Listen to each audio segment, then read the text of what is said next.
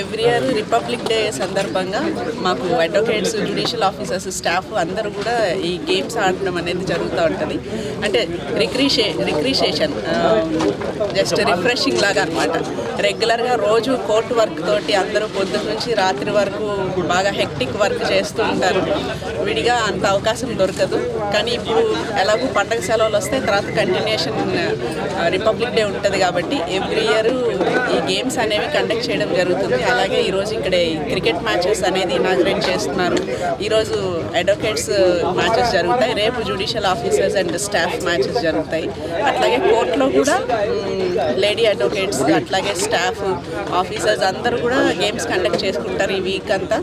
ఈ సెలబ్రేషన్స్ అన్నీ కూడా January 26th రిపబ్లిక్ డే నాడు ప్రైజ్ డిస్ట్రిబ్యూషన్ ఇవన్నీ ఉంటాయి. సో ఇది ఒక మంచి అంటే చేంజ్ ఉంటుంది. అందరికీ కూడా మైండ్ కూడా రిఫ్రెష్ అయిపోతుంది, హ్యాపీగా టైం స్పెండ్ చేస్తారు. అయితే ఎప్పట్లాగే నా రిక్వెస్ట్ ఏంటంటే ఇలా సంవత్సరానికి ఒక్కసారి కాకుండా ఇది రెగ్యులర్ ప్రాక్టీస్ లాగా చేసి అట్లీస్ట్ ఎవ్రీ సండే అయినా మంత్లీ ట్వైస్ అయినా కానీ అడ్వకేట్స్ అందరూ కూడా స్టాఫ్ కానీ అందరూ ఇలా ఒక గేమ్స్ అలాంటివి ఏమన్నా అరేంజ్ చేసుకుంటే ఆ ఫిజికల్ యాక్టివిటీ అనేది ఉంటే హెల్త్కి చాలా మంచిది. హెల్త్ మెయింటైన్ చేసుకోవడం అనేది ఈ రోజుల్లో చాలా ఇంపార్టెంట్ అయిపోయింది. మనం చూస్తాం చిన్న వాటికే అంటే హెల్త్ ఇష్యూస్ చాలా ఎక్కువ వస్తున్నాయి. ఎందుకు వస్తున్నాయో తెలియని పరిస్థితి. అంటే ఏజ్తో సంబంధం లేకుండా అందరూ చాలా ఇబ్బంది పడుతున్నారు. సో మన ఆరోగ్యం మనమే కాపాడుకోవాలి కాబట్టి అందరూ ఈ ఫిజికల్ యాక్టివిటీస్ రెగ్యులర్గా పార్ట్ ఆఫ్ లైఫ్ చేసుకోవాలని కోరుకుంటాం. మా టీమ్స్ అందరికీ కూడా నా బెస్ట్ విషెస్ చెప్తాను.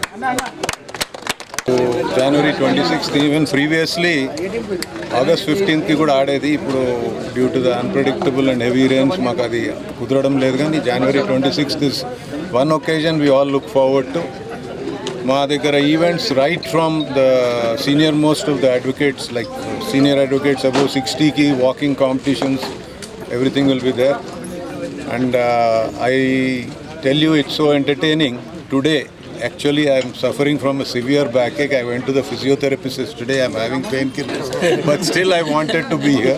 I am here and like our DJ always stresses and rightfully stresses, fitness is an important thing. Mana gym, mana court lo kuda unique facility gym undi, but the sad part is very few advocates use it.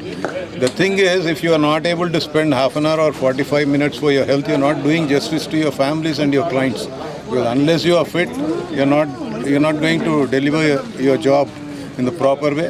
So once again, I request all the advocates, junior advocates particularly, who are getting out of shape, get to the gym, get back into fitness, and I congratulate the president and his team, the sports secretary, for conducting such a beautiful event.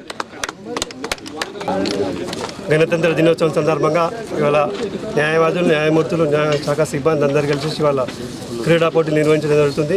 ముఖ్యంగా అడ్వకేట్స్ అయితే ఎంప్లాయీస్ కావచ్చు, ఆఫీసర్ కావచ్చు, వెండర్స్ ఉన్న కారణంగా ఈ అకేషన్ సందర్భంగా అందరూ అయితే క్రీడా పోటీలో పాల్గొని ఆ యొక్క మానసిక ఉల్లాసం చేకూర్చాలని చెప్పి భావిస్తూ హెల్త్ని కూడా అందరూ మనము ముఖ్యంగా ఇంపార్టెంట్ తీసుకొని అందరూ ఏదో ఒక రకమైన యాక్టివిటీస్లో ఉంటూ యోగా కానీ, స్పోర్ట్స్ కానీ, వాకింగ్ కానీ అలాంటివి పాల్గొని మన హెల్త్ అన్ని కాపాడుకోవాలా.